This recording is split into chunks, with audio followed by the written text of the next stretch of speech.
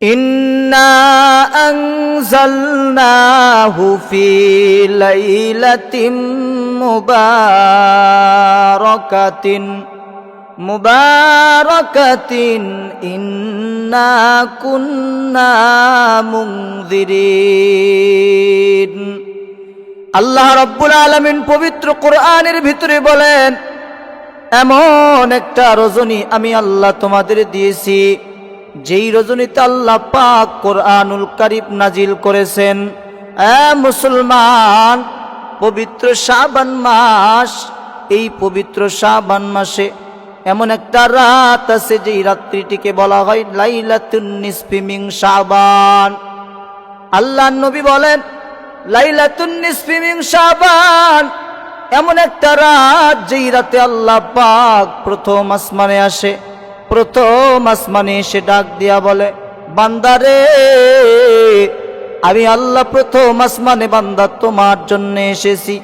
আয় বান্দা আয়, মনে মনে প্রাণে যা কিছু চাবি আমি আল্লাহর কাছে চেয়ে নাও।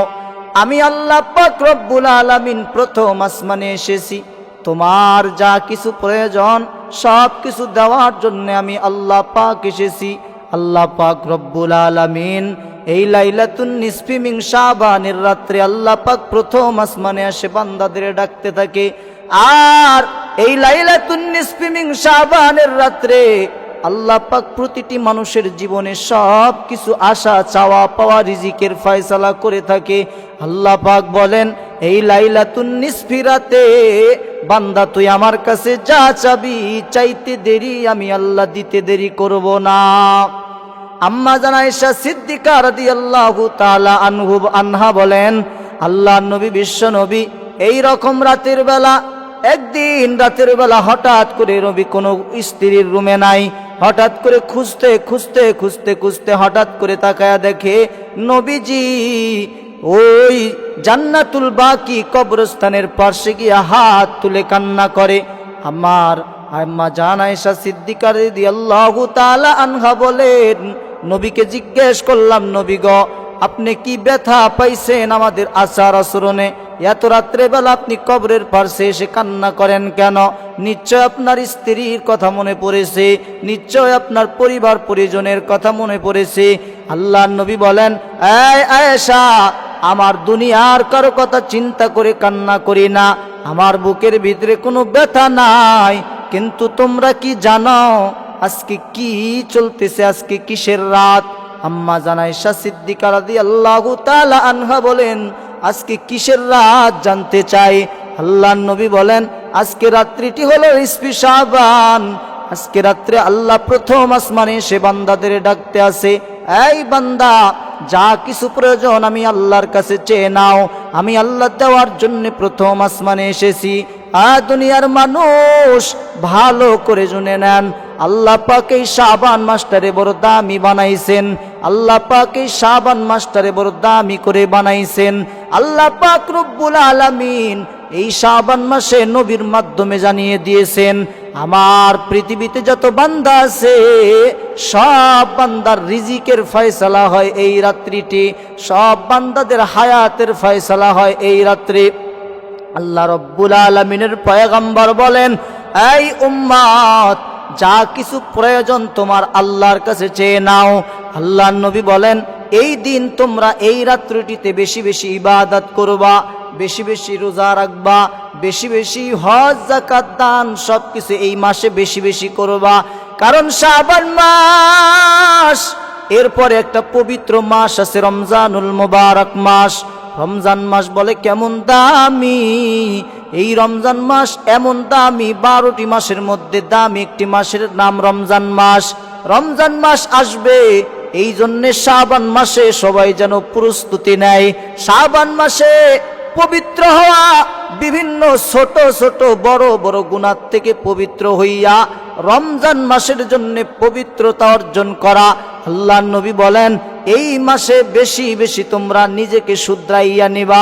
আম্মা জান আয়েশা সিদ্দিকা রাদিয়াল্লাহু তাআলা আনহা বলেন, আমার নবী বিশ্ব নবী এই শাবান মাসে একাধারে রোজা রাখতেন।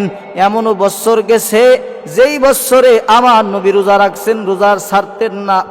আমরা মনে করতাম আমাদের নবী আর মনে হয় রোজা ছাড়বে না, পুরা মাসেই মনে হয় রোজা রাখবে। আল্লাহর নবী বলে না, আমি যদি পুরাটা মাস রোজা রাখি তাইলে আমার উম্মতের উপরে ফরজ হয়ে যাবে। এই জন্য আমি মাঝে মাঝে রোজা কাজা করতাম, কিন্তু আমার মনে চাইতো আমি যেন 12টা মাস আমার আল্লাহর জন্য এই রোজা রাখতে চাই, কিন্তু শুধুমাত্র ফরজ হবে এই জন্য রাখতাম না। শাবান মাস বড় পবিত্র মাস, এই শাবান মাসে নিজেকে শুধরাইয়া নিতে হবে। লাইলাতুন নিসফি শাবান, শাবান মাসের ফজিলাত সম্পর্কে হাজারো বিবরণ আছে। শাবান মাস আল্লাহ রব্বুল আলামিন একটা এই শাবান মাসকে আল্লাহ পাক মানুষের জন্য উপক্রম করে বানাইছে। শাবান মাস আল্লাহর নবী দোয়া শিখিয়ে দিয়ে গেছেন, আল্লাহুম্মা বারিক লানা ফি রজব ওয়া শাবান ওয়া বাল্লিগনা রমাদান। এই উম্মত, রজব এবং শাবান মাস যদি জীবনে কখনো পাও, তখন এই দোয়াটি বেশি বেশি পাঠ করবা। আল্লাহুম্মা বারিক লানা ফি রজব ওয়া শাবান ওয়া বাল্লিগনা রমাদান। হে আল্লাহ, রজব এবং শাবানের পবিত্র দিনগুলো আমাকে দিয়া দেন। এই রজব এবং শাবানের হায়াত দিয়া আমাকে রমজান পর্যন্ত আমাকে হায়াত দান করেন। কোন সন্তানকে যদি কোনো বাবাই বলে, রে সন্তান, অমুক মাসের অমুক তারিখে আমি তোমার প্রিয় জিনিসটা তোমারে উপহার দিব, সন্তান যেমন ওই দিনের অপেক্ষায়, আগের কিছুদিন পূর্বে থেকে সন্তান অপেক্ষায় আনন্দে উল্লাসে বলে, বাবা কোন দিন ওই দিনটা আসবে, কোন দিন আমি আমার প্রিয় জিনিসটা হাতে পাবো। আল্লাহ পাক বলেন, প্রিয় জিনিসটা মুমিন মুসলমানের জন্য রমজান মাস। আল্লাহ পাক ঘোষণা দিয়েছেন, রমজান মাস অতি পবিত্র একটা মাস। এই মাসটাকে যদি তোমরা উপলব্ধি করতে পারো, জীবনের সব গুনাহ খাতা মাফ হবে। আল্লাহ পাক বলেন, এই রমজান মাস তোমাদেরকে উপহার দেওয়া হবে। আল্লাহর নবী এই জন্যই বলেন, তোমাদেরকে রজব এবং শাবান এই দুইটা মাস আল্লাহ তাআলার জন্য আনন্দে কাটায়া দিতে হবে। কখন জানি না জানি রমজান মাস পেয়ে যাই। আল্লাহ রব্বুল আলামিনের পয়গম্বর সাহাবায়ে কেরাম রজব মাস যখন চলে আসতো, তারা ইহুদি খ্রিস্টান বৌদ্ধ সবাইকে বলতো, এই ইহুদি, তোমাদের সাথে আমার দ্বন্দ্ব আছে, দ্বন্দ্ব রমজান পর্যন্ত বন্ধ থাকবে।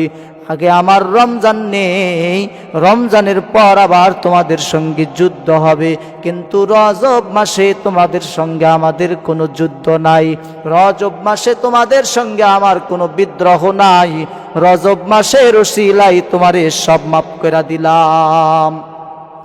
সম্মানিত মুসল্লিয়ানে কেরাম, আসুন আমরা পবিত্র শাবান মাস পেয়েছি, এই শাবান মাসটারে কাজে লাগাই।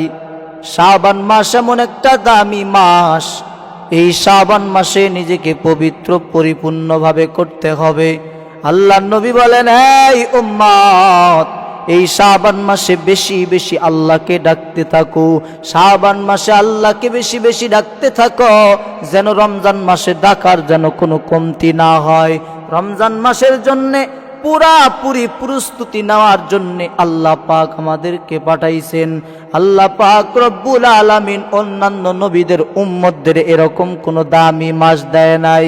আল্লাহ পাক রব্বুল আলামিন যখন আমার নবীকে বললেন, ও উম্মত, ও নবী আমার, আপনার উম্মতদের হায়াত হবে কম, 100-র মধ্যে আপনার উম্মতের হায়াত হবে। আমার নবী কান্না করে বলে, মালিক, আমার উম্মতের হায়াত এত কম হবে, আমার উম্মতেরা কেমনে গো অন্যান্য উম্মতের মতো এত নেকি কেমনে করবে?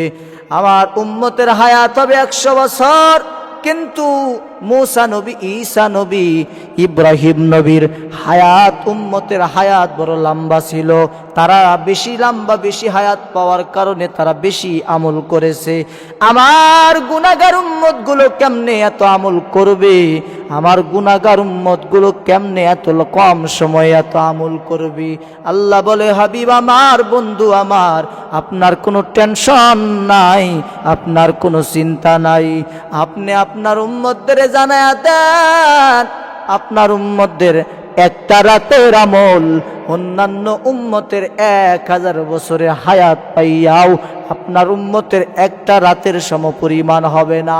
আল্লাহ পাক রব্বুল আলামিন এই শাবান মাসে আমাদেরকে রমজানের পুরাপুরি প্রস্তুতি নেওয়ার মতো তৌফিক দান করে দেয়।